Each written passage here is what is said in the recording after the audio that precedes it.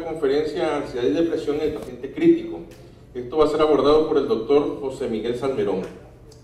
El doctor José Miguel Salmerón es doctor en Medicina y Cirugía, especialista en Psiquiatría, egresado de la Universidad del Valle en Cali, Colombia, profesor ad honorem del programa de Psiquiatría del Hospital Psicosocial de Managua, secretario de Actividades Científicas de la Asociación Nicaragüense de Psiquiatría y es psiquiatra interconsultante del Hospital Metropolitano Vivian Pérez.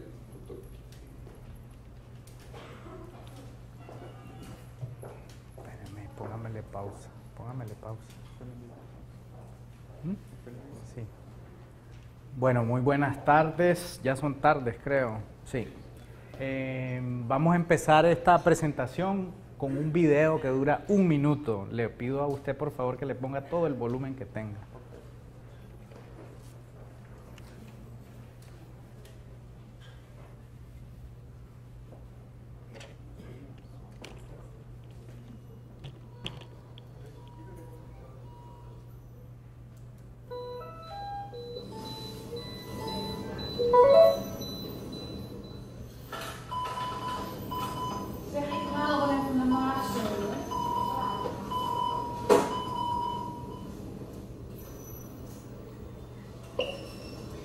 Goedemiddag meneer, de operatie is klaar. Het is allemaal goed gegaan. U bent op dit moment op de intensive care. Even met een lampje nu open schijnen. Ja, dat is prima hoor. Ik ga even de telefoon aannemen. We nemen even wat bloed bij u af.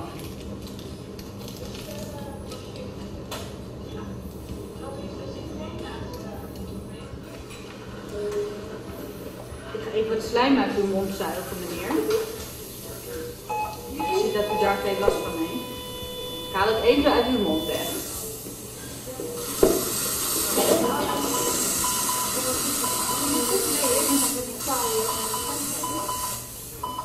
Het is klaar hoor, het is allemaal weggehaald.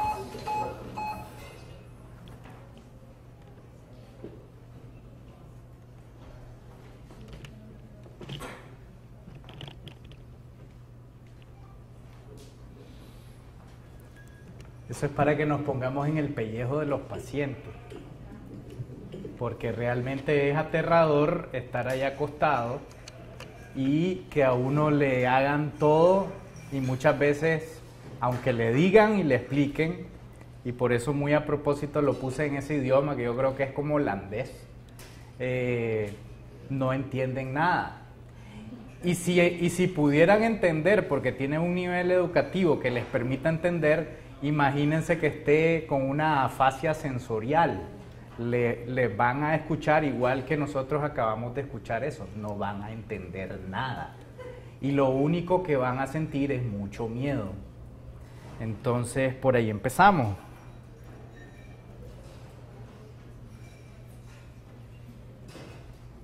Esta es una vista del Salto del Ángel en Venezuela. Imagínense que ustedes estuvieran ahí al borde, mirando al precipicio. Lo lógico es que van a sentir mucho miedo.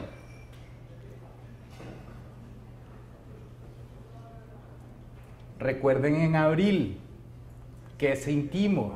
¿Qué vivimos?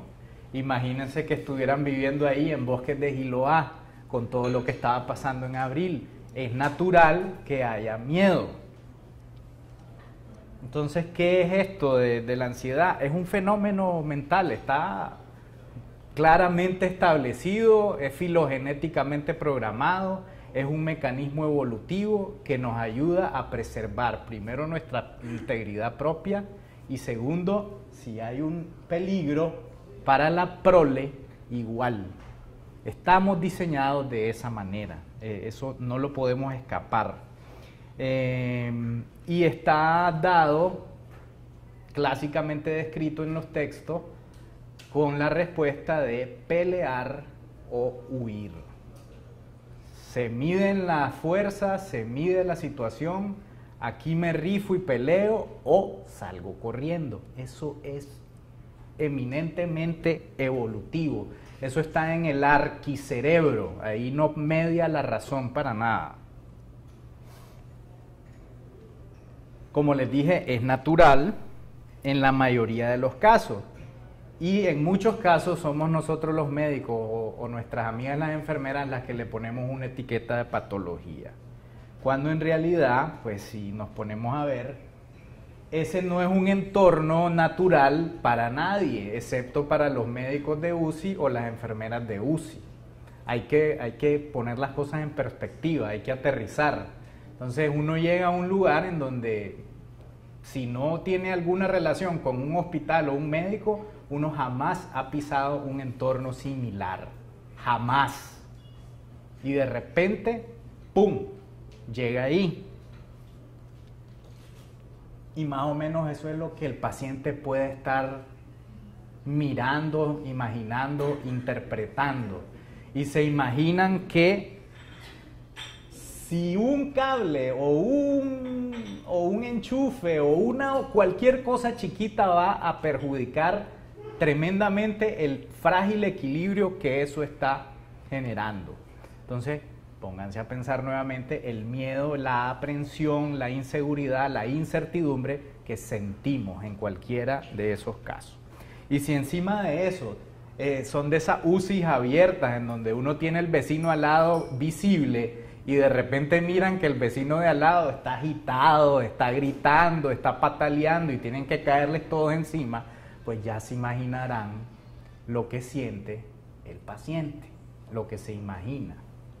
Y por lo tanto, lo más lógico, de acuerdo a la evolución, es que el paciente quiera salir de ahí corriendo. Ya, es lo más lógico, evolutivamente hablando.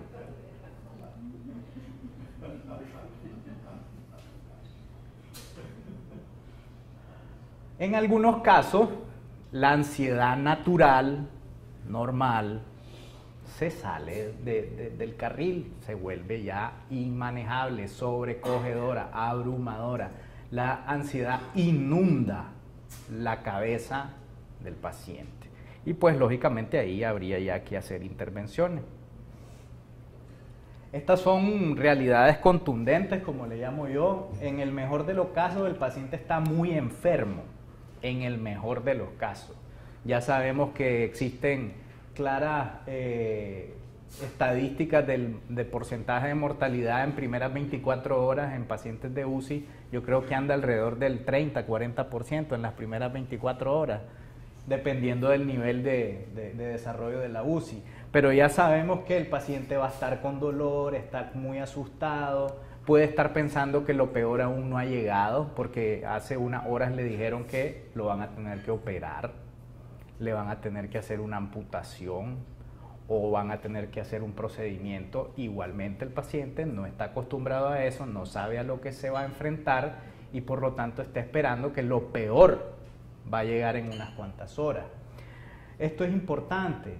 Nosotros cuando nos levantamos esta mañana teníamos pensado que íbamos a venir aquí, nos bañamos, nos vestimos, desayunamos, nos vinimos para acá y llegamos, y no solo eso, llegamos acá y escogimos entrar a la charla de la sala A en vez de la de la C, porque somos autónomos.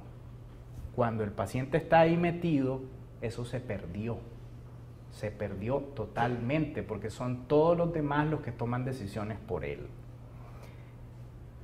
Puede sentir frío, calor, picazón, ardor, ganas de orinar, defecar. Imagínense que el paciente esté afásico nuevamente, imagínense que no puede hablar, no lo puede decir. Y la reacción muchas veces puede ser ansiedad, inquietud, en algunos casos agitación psicomotriz. Y muchas veces pensamos que lo que tiene es una enfermedad psiquiátrica, necesita una atención especializada. Incluso he llegado a decir, este paciente como se agitó violentamente no pertenece en este lugar, lo tienen que llevar a un lugar especializado para pacientes psiquiátricos. Y a lo mejor está pasando algo así. Y tenemos que contar también con la posibilidad de que haya tenido experiencias desagradables previas. A lo mejor ya no se siente tan desconocido en el lugar, puede tener una experiencia previa como paciente o como familiar de un paciente. Ya, hay que imaginarse todas esas posibilidades. Otros casos, El paciente no sabe exactamente por qué lo llevaron, qué le han dicho, le tienen escondida la noticia del diagnóstico, lo intuye, lo sospecha o a lo mejor ya está enterado. Ese paciente quiere luchar, quiere dar la batalla, está entregado a la enfermedad. Todas esas son posibilidades que si no las preguntamos nunca las vamos a saber. Muchas veces son pacientes que aún no han resuelto asuntos con seres queridos, con hijos, con esposa, con nietos. No saben a quién creerle, sobre todo cuando llegan un montón de médicos y uno llega en la mañana, el otro por la tarde y otro en la noche. Y a lo mejor cada uno le ha dicho algo distinto. Y encima de eso llega un familiar médico y el familiar médico opina. O llega el tío de Estados Unidos que llama por teléfono y en el teléfono tiene al médico de él en Estados Unidos escuchando la historia clínica. ¿Ustedes se imaginan lo que siente el paciente?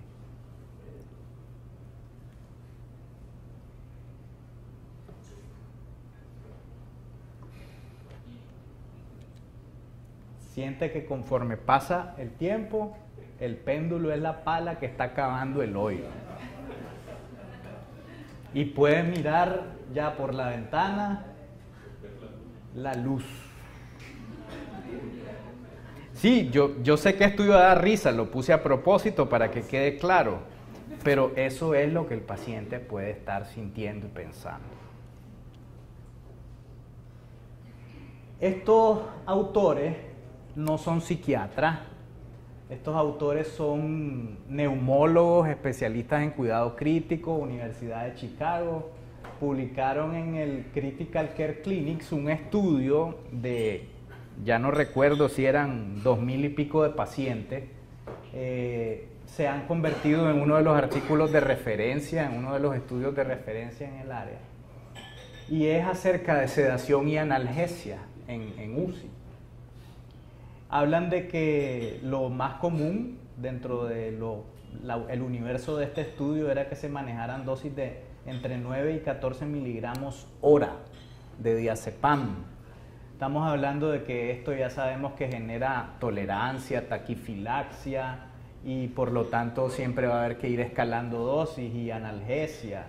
Estos mismos doctores han encontrado una asociación desfavorable entre amnesia completa durante la estancia en UCI como factor predictivo de una salud mental alterada luego del egreso.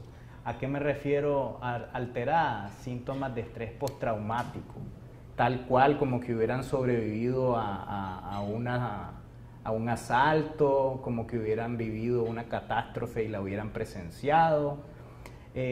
Todo parece indicar que el hecho de tener amnesia completa, lo que queda es recuerdo emocional y recuerdo de sensaciones corporales, no propiamente recuerdo del evento. Entonces imagínense qué horrible que de repente empiecen a sentir cosas viscerales en el sistema nervioso autonómico asociado con angustia sin saber por qué. Entonces resulta que lo que han encontrado es que entre mayor tiempo de amnesia durante el periodo de estancia, eso se vuelve más frecuente. Por lo tanto, una de las propuestas, que estoy seguro que los colegas anestesiólogos las manejan bien, ellos proponen esquemas de interrupción diaria en los sedantes, en los goteos de benzodiazepina, darle chance al paciente de que en un momento de tranquilidad le quiten el goteo de midazolam o lo que sea que está recibiendo y a lo mejor lo pueden sentar o le puede aprovechar la hora de la visita para eso. Y eso incluso está propuesto en pacientes que están con ventilación mecánica, de hacer una disminución en la velocidad de infusión o en la concentración para permitir que el paciente tenga algo de conciencia, al menos durante algunas horas del día. Proponen igualmente que esto debe de ser realizado previo entrenamiento apropiado del personal de enfermería todo esto del manejo de la sedación, de las dosis, de los goteos, de las infusiones, tiene que ser evaluado de manera protocolaria a través de escalas de medición, y el personal de enfermería debe estar familiarizado con las escalas de sedación para saber, dependiendo de qué nivel en esa escala está, así se manejará la sedación y la analgesia. Y pues aquí no hay nada nuevo, está la escala de Richmond, está la escala de Ramsay, y de acuerdo a esas escalas hay protocolos definidos en cuanto al manejo de la sedación y la analgesia. Es así que se supone que debemos manejar estas situaciones para beneficio del paciente. Y a su vez, si el paciente está tranquilo, el trabajo de enfermería, el trabajo del médico va a ser más fácil. Todo esto nos va a permitir lo que les estoy mencionando, el abordaje terapéutico basado en la comodidad del paciente y que al mismo tiempo va a beneficiar que las rutinas diarias de trabajo en la UCI se lleven a cabo.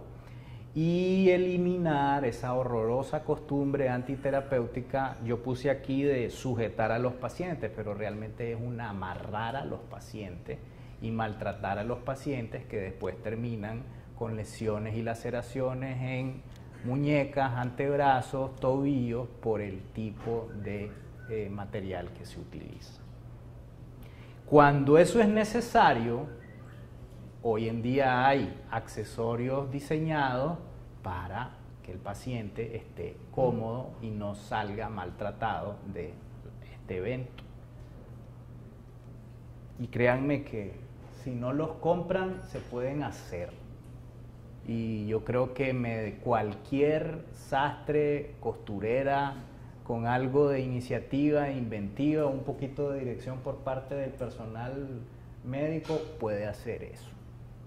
¿Ya? Estos se llaman mitones, en inglés le llaman mitts con 2T, y básicamente es para que el paciente que está inquieto, que está desorientado, que está confuso, que puede estar agitado, pues obviamente no solo no vaya a agredir a otra persona, sino que no se vaya a retirar y a lastimar, a arrancarse líneas endovenosas y demás.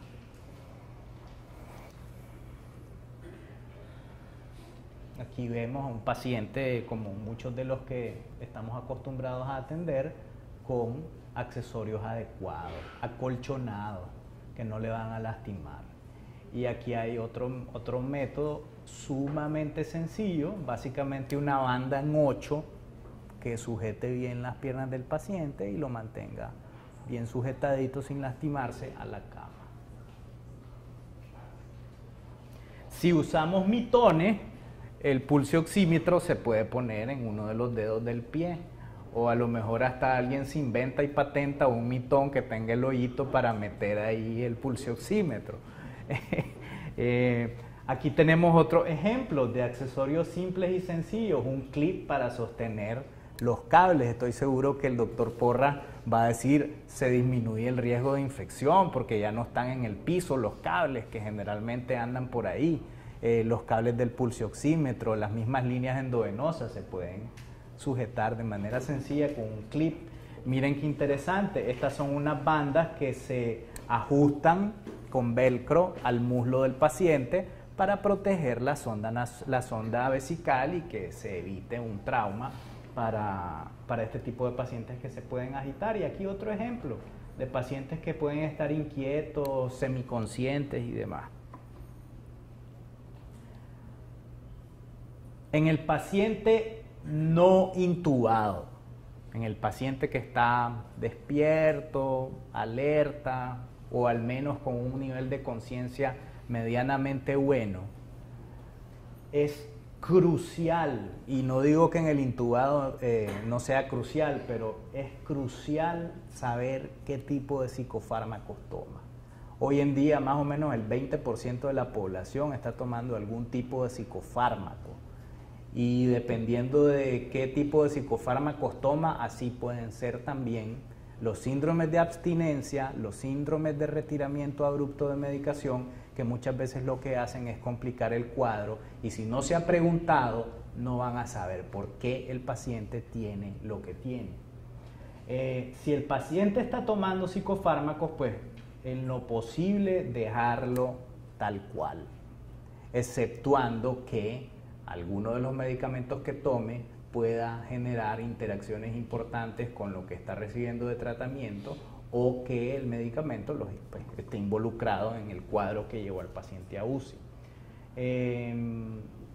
Hay que evitar al máximo mezclas de psicofármacos, y si no estamos claros de cuál es el mejor abordaje psicofarmacológico, pues es bueno interconsultar para definir el perfil de seguridad. Hoy en día hay cualquier cantidad de documentación acerca de interacciones farmacológicas con psicofármacos y pues es demasiada la información que se maneja en medicina crítica como para también saber con qué interactúa la sertralina y con qué no se debe de usar la clorpromacina, por poner ejemplo. Si el paciente no toma psicofármaco, pues evitemos dárselo, porque realmente dar un psicofármaco implica una serie de situaciones que no las vamos a resolver en UCI. Ningún psicofármaco le va a resolver al paciente un problema en 24 o 48 horas, excepto los sedantes. Entonces, porque el paciente está triste y puede ser que le esté comenzando una depresión, le vamos a dar el antidepresivo en UCI, pues sinceramente yo creo que eso puede esperar y nos evitamos una interacción más. Y si es mandatorio, pues hay que hacerlo con toda la racionalidad y el cuidado. Voy a tomarme un buen pedazo de tiempo para mostrarles imágenes acerca de medidas no farmacológicas muy útiles, validadas, publicadas para el manejo de ansiedad en paciente hospitalizado en general. Si toman la decisión de utilizar medicamentos, pues hay que evitar esquemas fijos, especialmente cuando definen usar benzodiazepinas. Traten de que sea PRN, aprovechen la línea endovenosa. Si el paciente tiene una línea endovenosa, aprovechen y usan ahí la benzodiazepina. En bolos, PRN, no es necesario dejar esquemas en la mayoría de los casos. Si se deciden por medicación oral, el sulpiride es una opción interesante, es un antipsicótico un poquito viejito, pero bastante seguro, muy noble. No produce sedación, no les va a impedir hacer seguimiento de evaluación neurológica. El paciente no va a estar sedado y sí puede estar bastante tranquilo. Produce una ansiolisis bastante cómoda por vía oral y bastante rápida. Si deciden usar benzodiazepinas oral en UCI, en paciente crítico, yo recomiendo lorazepam por una sola razón. Solamente tiene un paso de metabolismo hepático y es un paso de conjugación, no va a tener interacciones a nivel farmacodinámico. Eso favorece en los pacientes que están con múltiples regímenes de medicación. Y como les decía, hay que echar mano de medidas no farmacológicas. Muchos dirán, esto es muy alternativo, esto es esotérico. Pues resulta que no tanto, no se imaginan qué tan frecuente se ha vuelto y cuántos hospitales alrededor del mundo tienen programas de medicina complementaria en los tratamientos intrahospitalarios. Y más o menos de eso se trata. Se trata de utilizar cuestiones sencillas y simples para ayudar al paciente a atravesar mejor su situación crítica dentro del hospital. Y ahí está dentro de eso la musicoterapia, le va a permitir al paciente estar más tranquilo, muchas veces le va a ayudar a relajarse. Hoy en día existen grabaciones que son dirigidas específicamente a esto. Incluso realmente dependiendo del tipo de música, hay música que puede ayudar a estar sumamente tranquilo y en paz en situaciones sumamente adversas. Esa foto no es ningún montaje, esto un fotógrafo muy hábil logró captar a este soldado en la guerra de Bosnia-Herzegovina en los años 90. Obviamente no es el reggaetón ni la música estridente la que va a servir en estos casos, Hoy en día existen publicaciones serias en donde se recomiendan incluso piezas muy específicas de compositores muy específicos para este tipo de situaciones. Y hay hospitales que tienen programas, por eso le puse aquí el sello, hay hospitales que se enorgullecen de tener sellos de manejar programas de medicina complementaria y alternativa. Hay publicaciones muy respetadas de medicina complementaria y alternativa. No estoy hablando de nada esotérico ni de nada homeopático, estoy hablando de intervenciones que han sido debidamente validadas. Imagínense qué belleza lo que se podría hacer con algo tan sencillo. Hay centros especializados en cáncer que tienen programas alternativos muy bien establecidos de masaje, por ejemplo, y de otro tipo de intervenciones. Cuestiones tan sencillas como masaje de mano, masaje de pies, pueden ayudar grandemente en el manejo de la ansiedad en pacientes hospitalizados.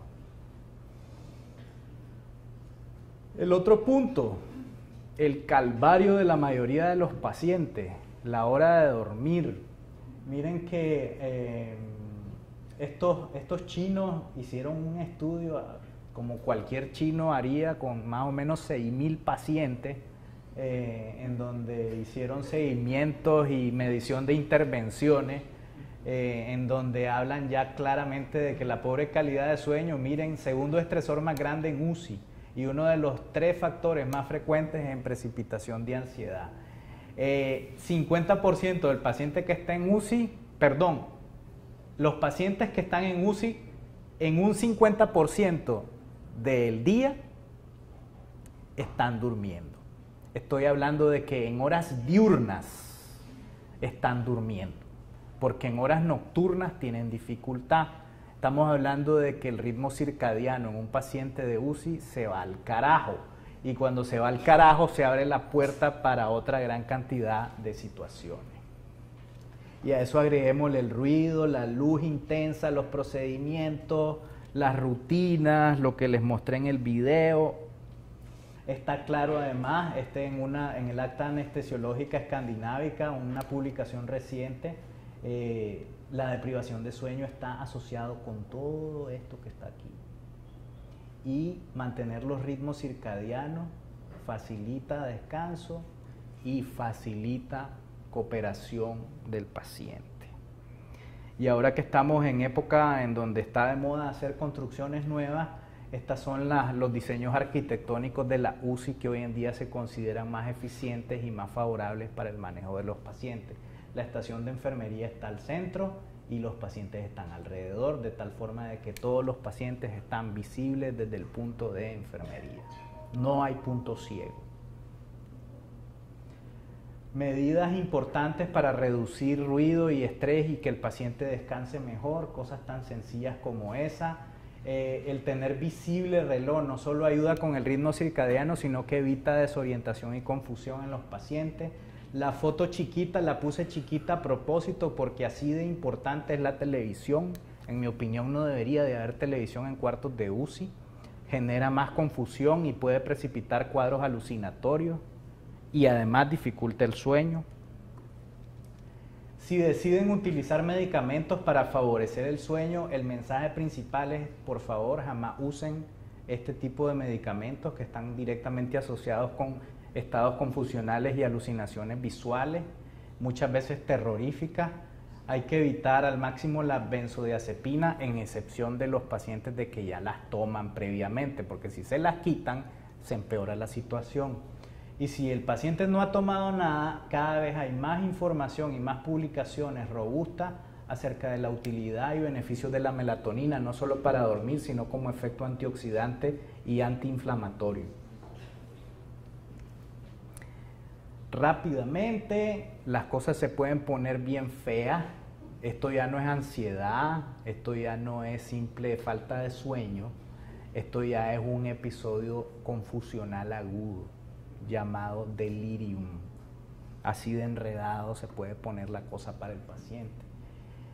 Delirium es una cosa y delirio es otra. El delirium es un trastorno neuropsiquiátrico, conocido también como estado confusional agudo. Es una falla cortical generalizada, cortical cerebral.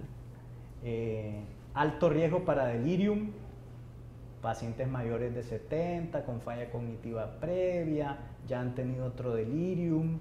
Y ojo, exposición prequirúrgica a benzodiazepina se considera que es factor de riesgo para desarrollar un delirium, más aún si el paciente lo viene recibiendo desde la casa.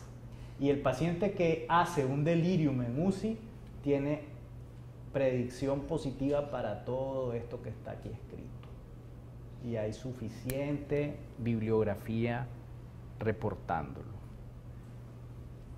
Miren qué interesante.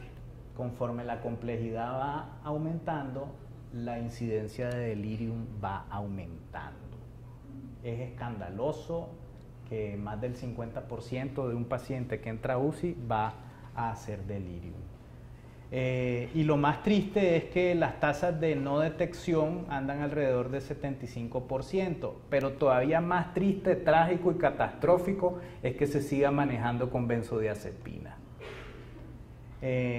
Los síntomas psiquiátricos no son equivalentes a enfermedad psiquiátrica. Un síntoma psiquiátrico agudo en un paciente hospitalizado, búsquenle que ahí van a encontrar algo. El ABC en el delirium, detectar etiología y corregirla bien rápido, porque si no el paciente se les va a complicar bien rápido. El delirium es el anuncio de que algo grande está ahí adentro y rápido va a reventar. El manejo del delirium es tratar la causa y muchas veces son 1, 2, 3, 4 causas juntas. Medicación, dolor, deprivación de sueño, desequilibrio hidroelectrolítico, infecciones, hipoxia, etc. Obviamente, si el paciente se agita y el paciente se torna difícil de manejar, hay que hacer algo. Y el gold estándar es haloperidol, no la benzodiazepina. Y haloperidol rápido y sin miedo, por la vía que puedan. Si el paciente está agresivísimo, violento, donde le puedan poner la inyección intramuscular, ahí se la ponen. Y le siguen colocando haloperidol hasta que el paciente se calme. No, obviamente no les estoy hablando de que le van a meter 100 miligramos de haloperidol, pero si tienen una vía endovenosa pueden estar usando bolos de 5 miligramos cada 5 minutos, reevaluando hasta que el paciente logre una calma. Rara vez necesitan más de 20 miligramos en un lapso menor de 2 horas. Otra cosa, siempre insisto yo, esto debe ser parte del stock básico de toda unidad de cuidado intensivo. No puede ser que cuando el paciente se agita tengamos que hacer la llamada a farmacia, busquen en el stock de farmacia, esperen que llegue la receta y después, cuando el mensajero tiene tiempo, suba la ampolla de haloperidol a la UCI. Eso no puede seguir sucediendo. Medidas no farmacológicas para prevenir delirium. Paciente con dificultad para escuchar, darle nuevamente su audífono, ponerle sus anteojos, darle un reloj para que vea y se oriente más fácil, tranquilizarlo con el contacto físico. Muchas veces va a haber que contarle y responderle las preguntas varias veces, pero para eso estamos, para atender a los pacientes. Este es un dibujo de un paciente que sobrevivió a una situación catastrófica en una UCI, que hizo delirium, estuvo muy mal, requirió antipsicóticos y tal. Así vi al diablo anoche, parado sobre mi pecho como un juguete horrible. Pero siempre hay que ofrecer esperanza y ese es parte de nuestro trabajo, que aunque las cosas estén bien difíciles, siempre hay posibilidad de salir adelante con la ayuda del paciente y del equipo. Ese era el mensaje que tenía para ustedes el día de hoy. Muchas gracias.